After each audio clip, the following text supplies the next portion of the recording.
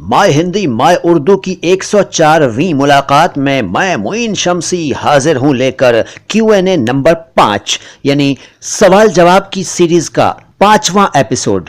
आज की मुलाकात में मैं कुछ व्यूअर्स के सवालों का जवाब तो दूंगा, ये तो तय है, लेकिन ये भी तय है कि आप में से ज्यादातर लोगों की मालूमात में इजाफा होगा, वृद्धि होगी, क्योंकि आपको आज कई नए शब्द मालूम होंगे या कई शब्दों के अर्थ मालूम होंगे। लेकिन इससे पहले कि मैं अपनी बात शुरू करूं, मैं आपसे कहना चाहूंगा कि अगर आपने हमारे चैनल को सब्सक्राइब नहीं किया है तो सब्सक्राइब कर दीजिए। अगर आपने घंटी का बटन आज तक इस चैनल पर नहीं दबाया है तो दबा दीजिए और इस चैनल के सभी वीडियोस को देखा जरूर करिए और लाइक भी किया करिए। साथ ही साथ हमारे सभी वीडियोस को शेयर भी किया कीजिए और कमेंट बॉक्स में कुछ ना कुछ जरूर लिखा करिए। जैसा भी आपको लगे, जैसा भी आप महसूस करें वैसा लिखा करिए, चाहे अच्छा लिखें चाहे बुरा लिखें, लेकिन लिखें जरूर। तो अब मैं लेता हूं आज का पहला सवाल। ये सवाल आया है हमारे पास अंबिका जाधव जी की तरफ से। इन्होंने पूछा है कि मिराज नाम का मीनिंग क्या है। तो अंबिका जी देखिए, मिराज या मेराज शब्द जो है वो अरबी भाषा का शब्द है और ये मुस्लिम लोगों में नाम हुआ करता है और इसका शाब्दिक अर्थ जो है वो है सीढ़ी यानी लैडर। वैसे हजरत मोहम्मद सल्लल्लाहु अलैहि वसल्लम का सशरीर स्वर्ग जाकर आना मेराज कहलाता है। हिंदी में इसके लिए अधिरोहण शब्द भी है और चढ़ाव भी इसके लिए शब्द है। अगला सवाल, ग्रिजेश गुप्ता जी कहते हैं कि आप बैठे हैं बालिन पे मेरी, मौत का जोर चलता नहीं है। इसमें बालिन शब्द का अर्थ बताइए। तो ग्रिजेश साहब, बालिन शब्द जो है वो फारसी भाषा का है। इसको बालिन भी कहते हैं और बालीन भी पढ़ते और लिखते हैं। वैसे स्पेलिंग अगर देखें तो ये बालीन है। इसका शाब्दिक अर्थ है तकिया, कुशन, सिरहाना। और आपने जिस एल्बम में इन लाइनों को सुना है उसमें आपने ये पूरा शेर सुना होगा कि आप बैठे हैं बालीन पे मेरी, मौत का जोर चलता नहीं है, मौत मुझको गवारा है लेकिन क्या करूं दम निकलता नहीं है। वैसे काफ़ी अरसा पहले इन लाइनों को नुसरत फतेह अली खान साहब ने एक कव्वाली में गाया था। तब से लेके अब तक कई एल्बम्स में ये लाइनें यूज की जा चुकी हैं। तो बालीन का अर्थ आप सिरहाना मानिए इस शेर में। इसके बाद सागर ड्रामेबाज आईडी से एक फरमाइश आई है और ये कहते हैं कि आप स्टोरीज भी अपलोड किया कीजिए, आपकी आवाज़ और हिंदी उर्दू बहुत अच्छी है। शुक्रिया साहब। वैसे मैं तो अपने आप को लर्नर समझता हूँ, यानी कि मैं सीख रहा हूँ अभी, ऐसा मैं मानता हूँ। और रही बात स्टोरीज़ की, तो हमारा एक चैनल है अल्फाज आवाज़ अंदाज, उस पर कुछ शॉर्ट स्टोरीज़ मैंने डाली हुई हैं, आप उन्हें सुनिए। और आगे भी मेरा प्लान है कि मैं उस चैनल पर कुछ स्टोरीज़ डालूंगा।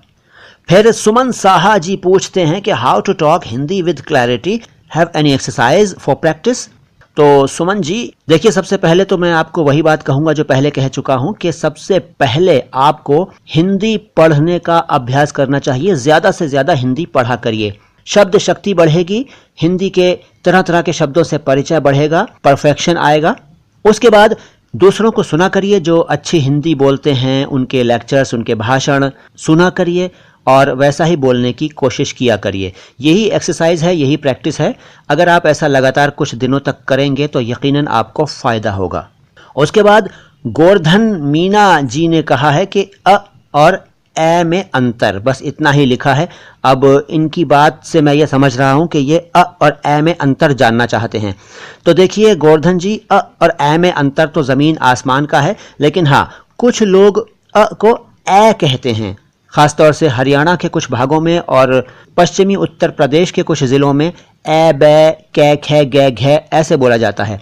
तो अगर आप भी ऐसा ही बोलते हैं तो शायद आप अ को ए कहते होंगे और फिर आप उस अ और ए में अंतर जानना चाहते होंगे। तो साहब मैं तो आपसे यही कहूँगा कि आप हमारे सभी वीडियोस एक एक करके देखिए। हमने इस पर काफ़ी चर्चा की है कुछ एपिसोड्स में, कुछ वीडियोस में। यकीनन आपके मन में जो डाउट्स हैं इन दोनों अक्षरों को लेकर वो दूर हो जाएंगे। इस चैनल पर हमारे बहुत सारे वीडियोस मौजूद हैं, एक एक करके देख लीजिए।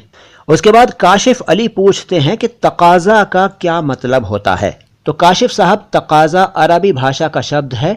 इसका अर्थ है उधार दी हुई रकम को मांगना, यानी कि मांग, यानी कि डिमांड, तकाजा।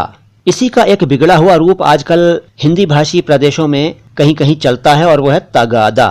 तगादा सही शब्द तो तकाजा ही है, तकाजा।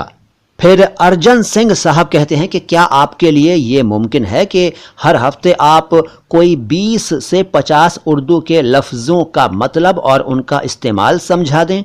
ज़्यादातर डिक्शनरीज़ में मतलब तो मिल जाता है मगर उनका यूसेज नहीं मिलता। मेहरबानी फरमाकर उर्दू के आशिकों के हक़ में बस इतना कर दीजिए। तो अर्जन साहब, ऐसा ज़रूर कर सकता हूँ मैं, लेकिन वक्त की कमी थोड़ी सी आड़े आ जाती है। क्यों ना आप ऐसा करें कि कुछ अल्फाज मुझे भेज दें, यानी 150 ऐसे शब्द आप मुझे भेजें जिनके बारे में आप जानना चाहते हैं। मैं उन शब्दों को ज़रूर शामिल करूंगा अपनी बातचीत में, अपने एपिसोड्स में, और उनके बारे में विस्तार से जितना भी संभव होगा जानकारी दूंगा। इसके बाद अमित दास पूछते हैं कि चुनूंजे और अलबत्ता शब्द का क्या अर्थ होता है। तो अमित साहब, चुनूंजे तो मेरी नॉलेज में कोई शब्द नहीं है, हाँ चुनांचे ज़रूर है, चुनांचे। तो इन दोनों शब्दों के अर्थ मैं आपको बताता हूं। देखिए, पहले चुनांचे।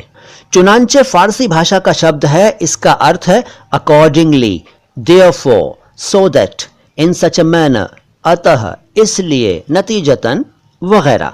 और अलबत्ता शब्द जो है वो अरबी भाषा का है। इसका अर्थ है certainly, positively, surely, of course वगैरह।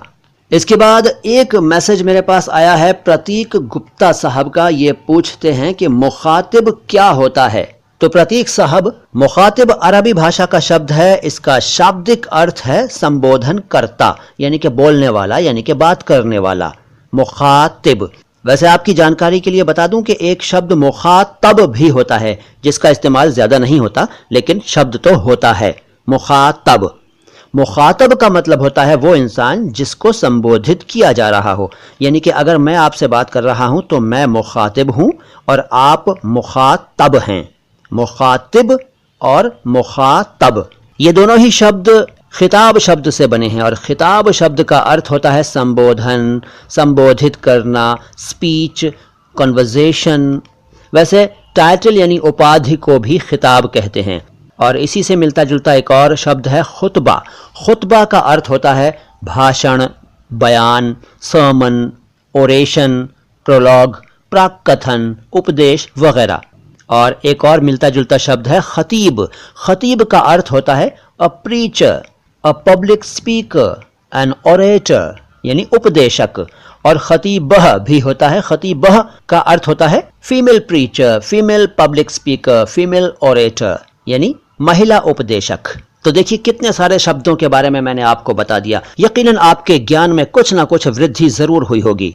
अगला सवाल अमर गुप्ता साहब पूछते हैं कि सिफत का मतलब क्या होता है। वैसे इन्होंने सिफ्त लिखा है। अमर साहब, सिफ्त कुछ नहीं होता जहां तक मेरी नॉलेज है। सिफत जरूर होता है और सिफत अरबी भाषा का शब्द है। इसका अर्थ है प्रेज, क्वालिटी, एट्रीब्यूट, मैनर, विशेषता, गुण, उत्तमता, प्रभाव, प्रशंसा वगैरह। उसके बाद अजय यादव साहब पूछते हैं कि बुजुर्ग या बुजुर्ग। तो साहब सही शब्द तो बुजुर्ग है, यानी कि ज के नीचे नुक्ता है, यानी कि डॉट है, यानी कि बिंदु है, बुजुर्ग।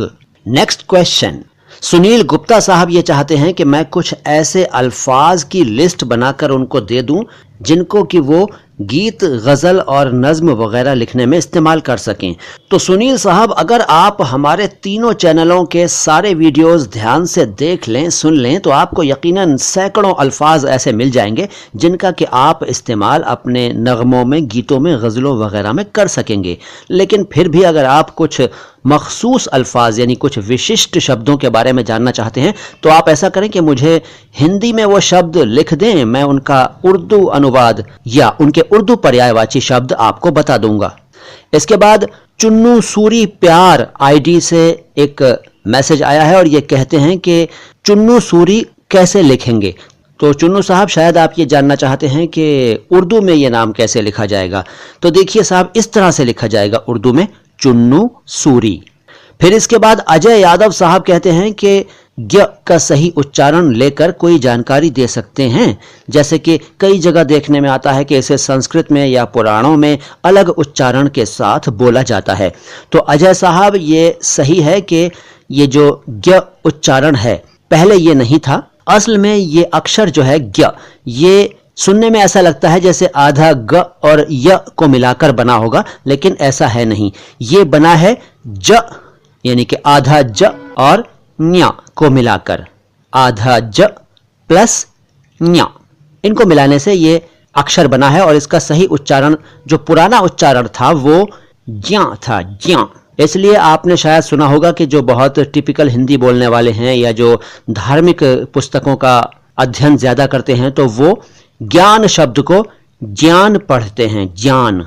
और इसी तरह से अन्य शब्दों में भी वो इस ज्ञ को ज्ञ कहते हैं, ज्ञ। तो दोनों ही सही हैं, लेकिन अब प्रचलन में ज्ञ उच्चारण ज्यादा है। उम्मीद है आप सभी को अपने सवालों के जवाब मिल गए होंगे।